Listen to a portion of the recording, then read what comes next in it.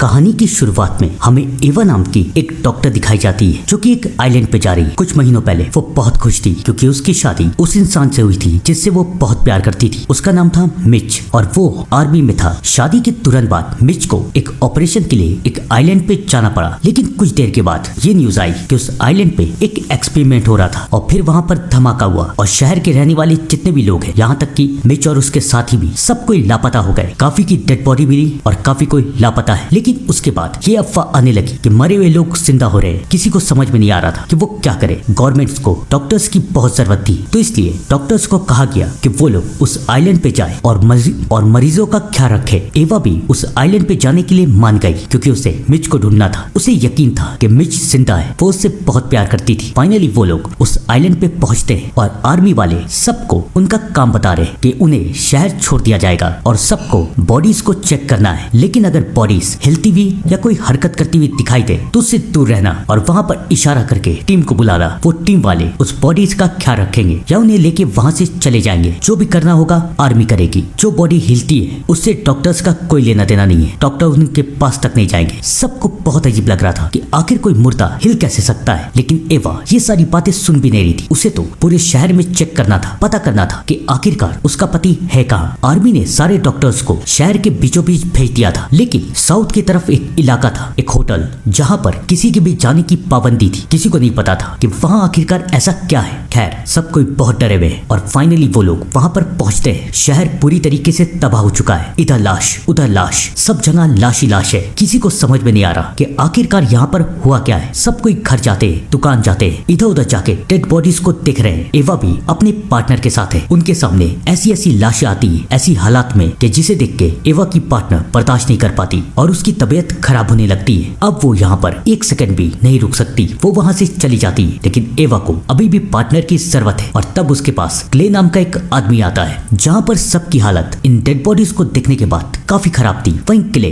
उसे तो कोई फर्क ही नहीं पड़ा था। एवा को भी अजीब लगता है कि ये कैसा आदमी है। इतनी सारी लाशों को देख के उसे अजीब नहीं लग रहा, उसे बुरा नहीं लग रहा। लेकिन क्ले एवा को समझाता है कि ये हमारा काम है, चलो काम पे ध्यान देते हैं। और उसके बाद क्ले और एवा बारी बारी करके सारे घर में जाते हैं, सारी डेड बॉडीज को देखते हैं। क्ले तो अपना काम कर रहा था, लेकिन एवा हर घर में सिर्फ एक उम्मीद के साथ घुस रही थी कि शायद इस घर में उसका पति मिच है। चाहे वो जिस भी हालात में क्यों ना हो, उसे बार बार मिच की याद आ रही है कि कैसे मिच ने उसे प्रपोज किया था, वो उससे प्यार करता था और फिर मिच यहाँ पर आ गया। एवा ने ये बात किसी को नहीं बताई थी। धीरे धीरे करके वो शहर के सारे घर में चली जाती है, सारे सड़कों पे, सारे दुकानों पे, लेकिन दूर दूर तक मिच का कोई भी नामो निशान नहीं मिलता। एवा को समझ में नहीं आ रहा कि वो क्या करे। वो शहर के नक्शों को देखती है ध्यान से कि शायद उसे कोई ऐसा इलाका मिल जाए जहाँ वो अपने पति को ढूंढ सके। और तभी उसका ध्यान साउथ की तरफ जाता है, उसी होटल की तरफ। अब तो एवा को यकीन है कि जो कोई भी है उसी होटल में है। एवा को वहाँ जाना है, लेकिन वो जाएगी कैसे, क्योंकि वहाँ पर किसी का भी जाना मना है। एक ऑफिसर एवा को समझाती है कि वहाँ पर जाने की कोशिश करना भी मत, क्योंकि अगर तुम वहाँ पर देखी गई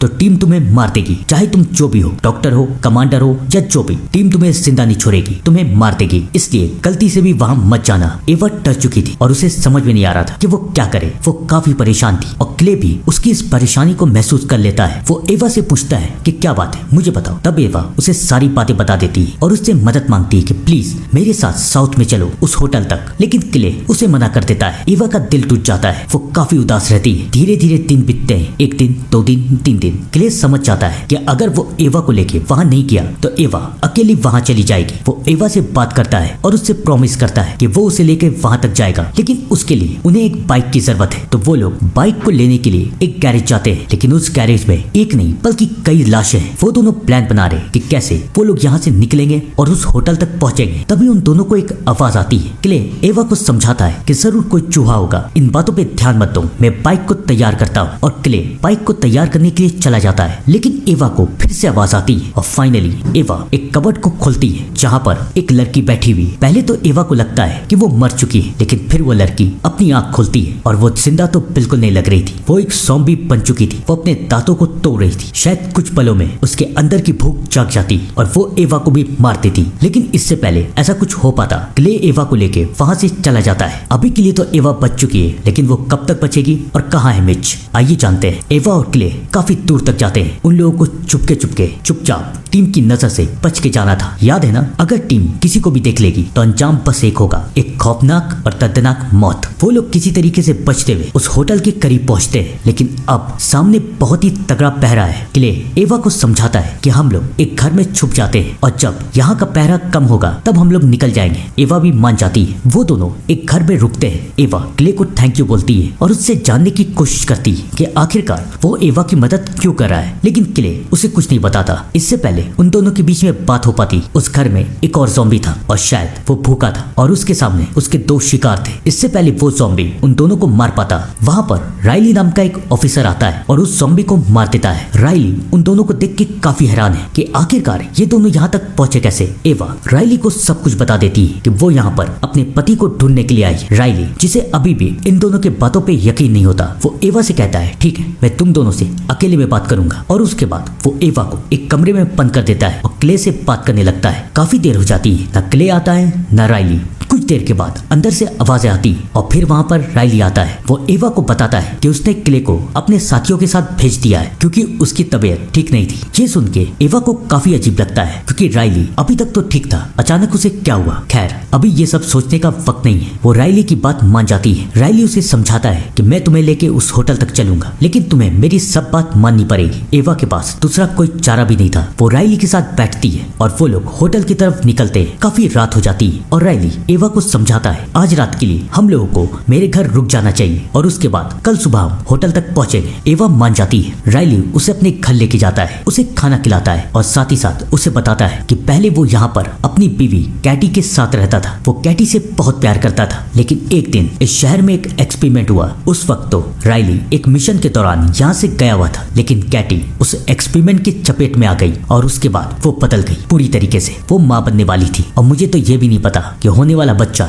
इंसान होगा या फिर ज़ॉम्बी। बातों ही बातों में राइली ये कहता है कि अब वो किसी लड़की की तलाश कर रहा है जिससे वो शादी कर सके और अपना परिवार आगे बढ़ा सके। अब एवा को डर लग रहा है। उसे समझ में आ जाता है कि राइली केटी को खोने के बाद काफी दुखी है और शायद वो अपने होशो आवाज में बिल्कुल नहीं है, वो कुछ भी कर सकता है। एवा उससे बहाना बना के अपने कमरे में चली जाती है, लेकिन काफी देर के बाद राइली वहाँ आता है। वो समझ जाती है कि राइली उससे शादी करना चाहता है, लेकिन एवा मना कर रही है और उसके मना करने के बाद राइली को बहुत गुस्सा आ रहा है। एवा किसी तरीके से बच के नीचे गैराज की तरफ जाती है, लेकिन उस गैराज में राइली ने एक नहीं दो नहीं बल्कि कई ज़ॉम्बियों को बांध के रखा था। एवा समझ जाती है कि अगर उसने राइली की बात नहीं मानी तो अंजाम बहुत बुरा हो सकता है। वो राइली से कहती है कि वो तैयार है कि वो उससे शादी करेगी। पहले तो राइली को यकीन नहीं होता कि सच में एवा मान गई है, लेकिन एवा उसे यकीन दिलाती है कि हम दोनों शादी करेंगे और यहाँ से दूर चले जाएंगे, फिर मैं और तुम खुश रहेंगे। राइली को लगता है कि शायद एवा उसके सामने हार चुकी है। वो मान जाता है कि वो एवा को वहाँ से बाहर निकालेगा, लेकिन बेचारे को पता नहीं था कि आखिरकार एवा का प्लान है क्या। वो जैसे ही एवा को बाहर निकालता है, एवा उसके ऊपर हमला कर देती है और उसे मार देती है। अब एवा को वहाँ से बाहर निकलना था, लेकिन इससे पहले एवा वहाँ से निकल पाती।